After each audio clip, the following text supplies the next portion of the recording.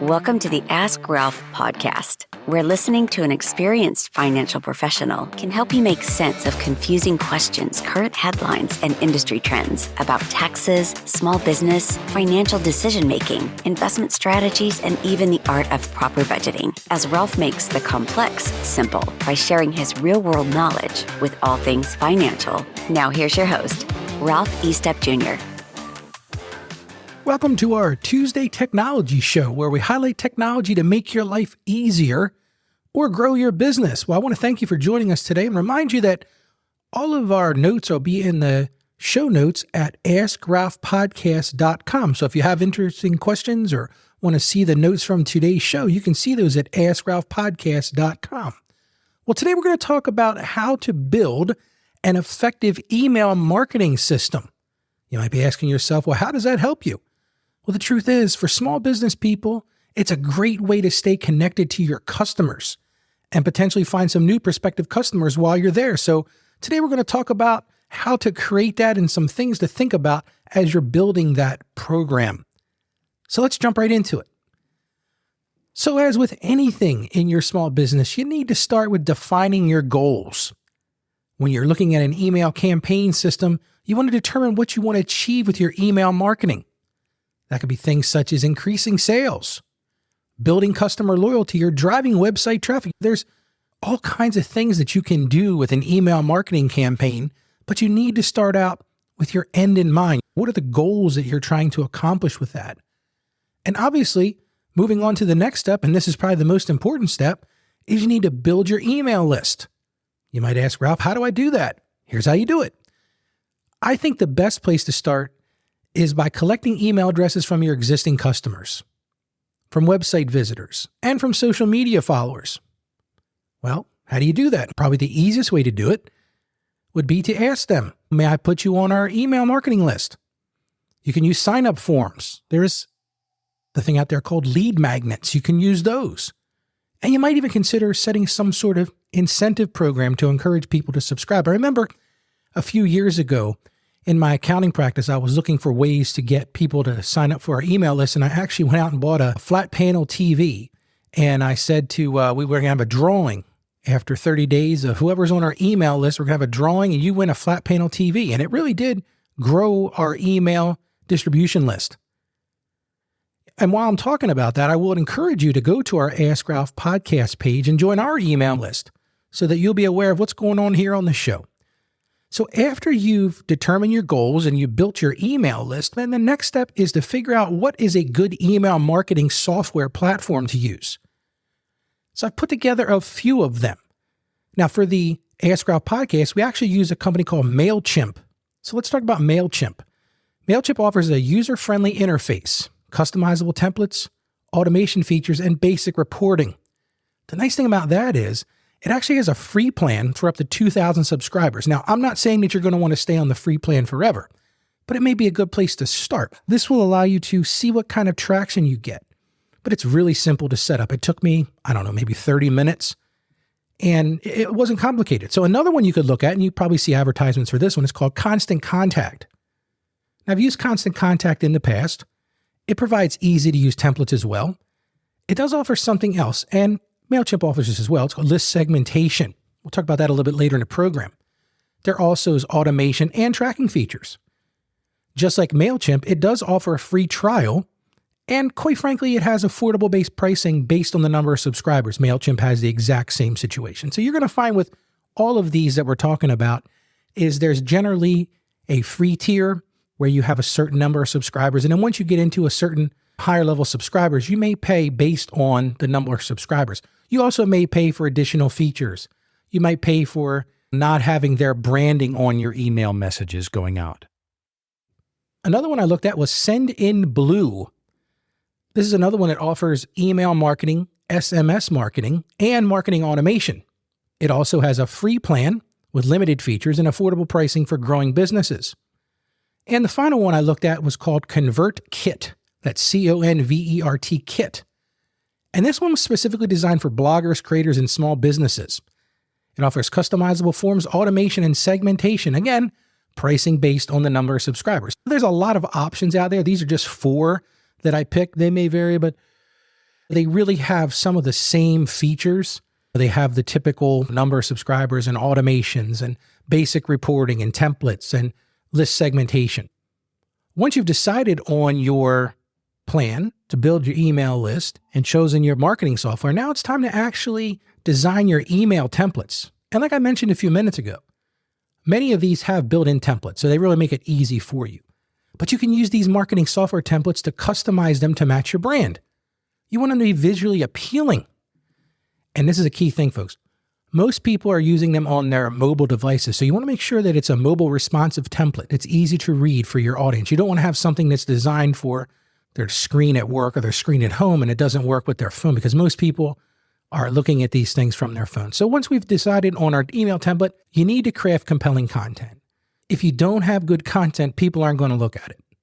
Well, how do I do that, Ralph? Well, you want to write concise and engaging email copy in lines with your brand voice and resonates with your audience.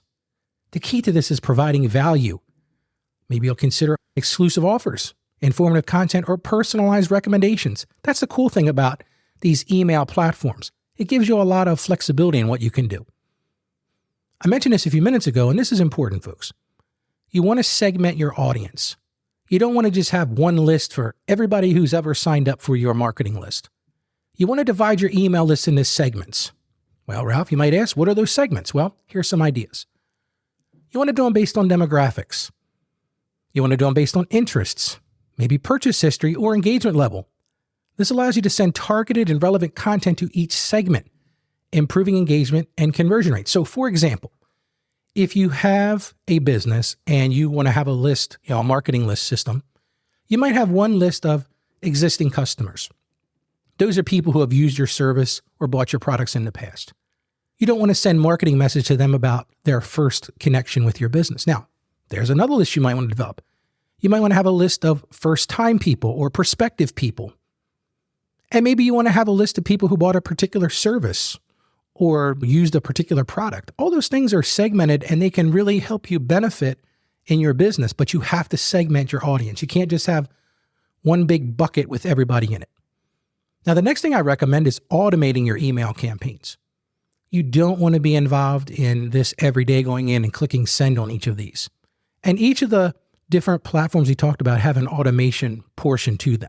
So what you want to do is set up automated email sequences, such as welcome emails, abandoned cart reminders, or birthday offers. We do that in our accounting practice. When we do somebody's tax return, I capture their birthday, and every year on their birthday, we send them a nice email that says, hey, happy birthday. It's all about recognition, folks. It's all about building and maintaining that relationship. This automation will save you time and ensures that timely and personalized communication with your subscribers. And that's the key to this. When someone joins your marketing list, you might want to send them a welcome email. If you have a product where you're selling things online, you might have an abandoned cart reminder. All of us get those. You might be shopping online for something and maybe you get distracted or you move away from it. And all of a sudden you get an email an hour later that says, hey, by the way, you left this in your cart. Now, once you do all of those things, this is the key. You need to test and optimize. You need to continuously test different subject lines. See what's working. Test different email content. Test different calls to action. You also want to look at sending it at different times to optimize your email marketing performance. You don't want to send these emails out at 2 a.m. That's a good way to annoy your customers if they keep their iPhone or their Android phone on and they hear that chirp in the middle of the night because you sent them a marketing email. And once you start to look at this as part of your testing and optimization, you want to pay attention to open rates. All these software platforms are going to tell you, what is your open rate? How many people are actually opening the email that you're sending? Look at your click-through rates. If you have a call to action in there, what is the click-through rate? How many times are people actually reading it and doing something with it? And then conversion rates are, of course, important. If you're going to do a targeted marketing campaign, and let's say you're targeting a marketing campaign to buy a particular product, you want to see what is the conversion rate based on the number of emails it is sent. Now, this is what I want to spend a couple minutes on. And to be blunt with you, I wasn't really that familiar with it, but it's something you really need to pay attention to, and that's comply with email marketing regulations. There's a couple of things that are most important to look at. One of which is the GDPR, which is an EU thing. So I'm not going to spend a lot of time talking about that. But there's also a thing called the CAN-SPAM Act that was developed to ensure compliance. So let's talk about what the CAN-SPAM Act is. Well, basically, the name of it's Controlling the Assault of Non-Solicited Pornography and Marketing CAN-SPAM Act. That's a lot of words, but let's talk about what it really means. If you send email marketing campaigns to people in the United States, you need to pay attention to this. So what does that require you to do? Here's what it requires you to do. It's not that complicated. You need to include accurate and non-deceptive subject lines that reflect the content of your email. You can't send out a subject line that says something that it's not. You want to clearly identify your business as the sender of the email. You can't make up business names. You need to provide a valid physical postal address in your email. You need to make it easy for recipients to opt out or unsubscribe from your emails. You know, that's a pet peeve of mine. When I get an email that I really don't have any interest in, I want to be able to get out of that. I want to be able to opt out. I want to be able to unsubscribe. Generally, that happens at the bottom of the email, but in my experience, sometimes that's a hassle and a half too. Because you click on that unsubscribe button and then you'll get taken to another website. You got to be very careful what it says, because sometimes it'll say, oh, I made a mistake. I don't want to unsubscribe. Which leads me to the next thing, and that's you need to honor these opt-out requests promptly.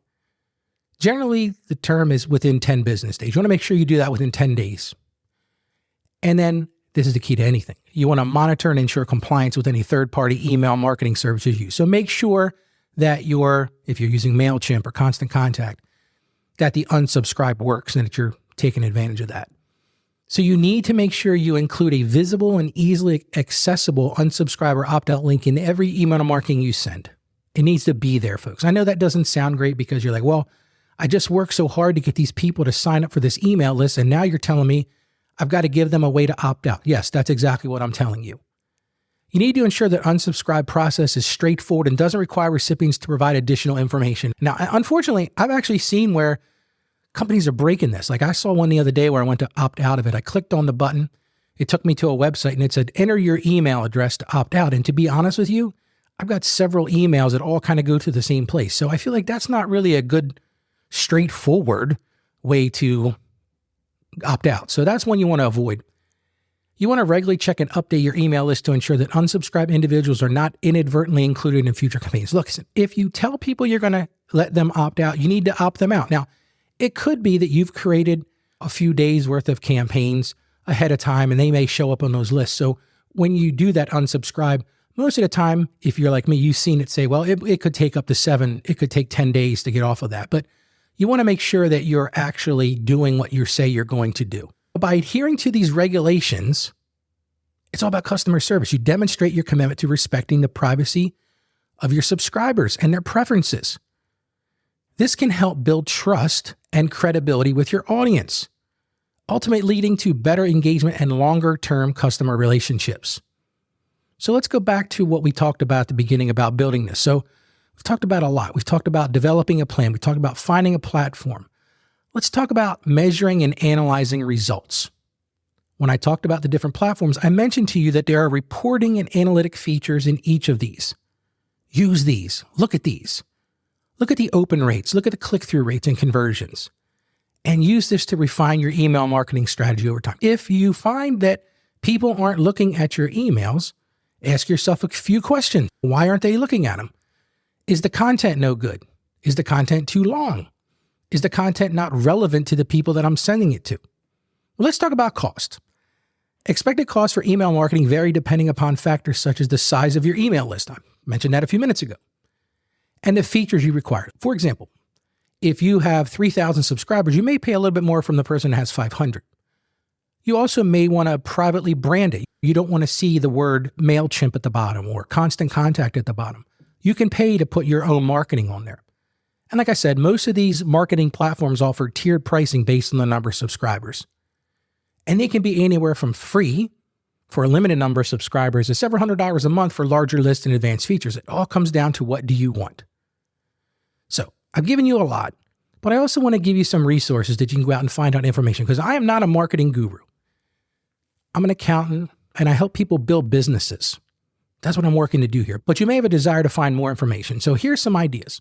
You can subscribe yourself to email marketing blogs and websites like HubSpot, Campaign Monitor, or MailChimp's blog for tips, best practices, and industry updates. Those are really good. I started to use the one from MailChimp, and it really gives you some great ideas. There are also a bunch of online courses and webinars you can look at. They give you in-depth training on email marketing techniques and strategies. You can use platforms like Udemy or Coursera that offer a variety of courses on email marketing. And finally, there are some email marketing communities that you can join. Just do a Google search and find those. And if you really feel like this is over your head, you can hire an email marketing consultant or an agency to give you expert guidance or assistance to execute this campaign. Remember this, folks. Email marketing is an ongoing process that requires continuous refinement and adaptation. You need to stay informed about best practices and industry trends to ensure that your email marketing program remains effective and ultimately helps you achieve your goals. As we close today, I'll just remind you again to visit our podcast website. That's at askralphpodcast.com. There you can leave us a review. You can join our email list where we provide our listeners with the ability to connect with us. You can share some success stories with us. There's an icon you can click on to leave us a voicemail message. And as I said, you can check out our show notes for today's episode where I'll have a bunch of other information on there. I truly hope you enjoyed our episode, and I hope you'll be able to put this to work for you. And remember, let's hear from you. We love hearing from our listeners.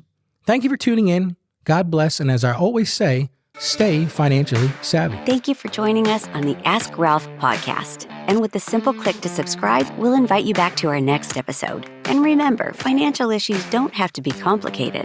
Just ask Ralph. The information contained in this episode of Ask Ralph is based on data available as of the date of its release. Saggio Accounting Plus and Ask Ralph Media, Inc. is under no obligation to update this content if changes occur. Applying this information to your specific situation requires careful consideration of all facts and circumstances, and any information provided is not to be considered as financial, tax, or legal advice. Please consult your tax advisor or attorney before acting on any material covered.